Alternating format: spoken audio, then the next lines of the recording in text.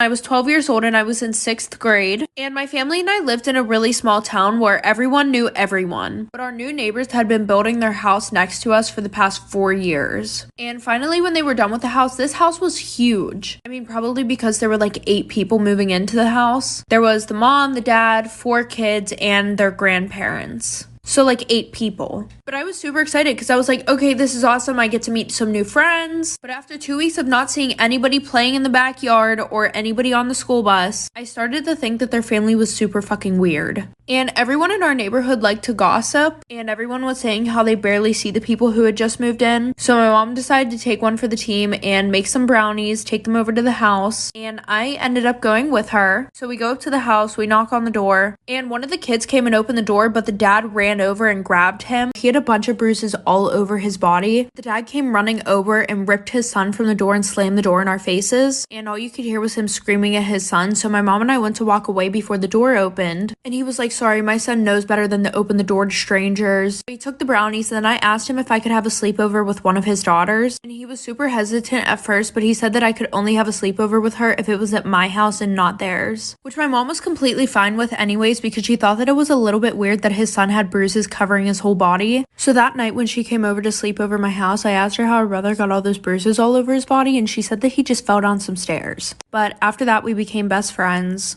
and we would literally hang out like 5 times a week until the one day I knocked on their door to ask if she wanted to come over, and her dad answered the door and said that she was gone. When I asked when she would be back, he was like, she went to go live with her mom, so probably never. Which was super weird because she never mentioned that she had another mom. So fast forward 2 months, my family and I are sitting around the fire pit when we hear someone scream help. But we weren't sure if that's what we were actually hearing because it was so quiet, and then all of a sudden we heard someone banging on my neighbor's basement door. You know those metal doors that people usually have outside of their house that lead down basement steps? Yeah, well that's where the banging was coming from. So my dad hopped over the fence to see if that's where the screaming was coming from also. And then not even a minute later, my dad hopped back over the fence and it looked like he saw a ghost, but he ran inside, called 911. Because I was so young, the only thing my parents told me about that whole situation was that the girl that I was friends with was still alive and her parents were keeping her in the basement along with 2 of her other siblings. But then we also found out that they weren't even her real parents. They were kidnapped at the hospital when they were born. I was in class on Zoom. I wanted to go to sleep, honestly, because like when I'm tired, I go to sleep. I end up falling asleep and then class ends and everyone starts leaving the class except me, because I was like in a whole other universe at this point. I was dreaming, I was flying. At this point, me and the teacher are alone in the call. This is the best part.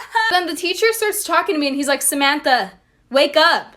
Samantha, please. Samantha, you have another class. He woke me up, but I was half awake, so I didn't really know what was going on. So I thought it was my brother waking me up, and I straight up yelled. I was like, shut up, you fat booger. And so then I realized, oh shit, I just called my teacher a fat booger. And now he scheduled a parent conference. I'm going on Monday, so I'm really excited.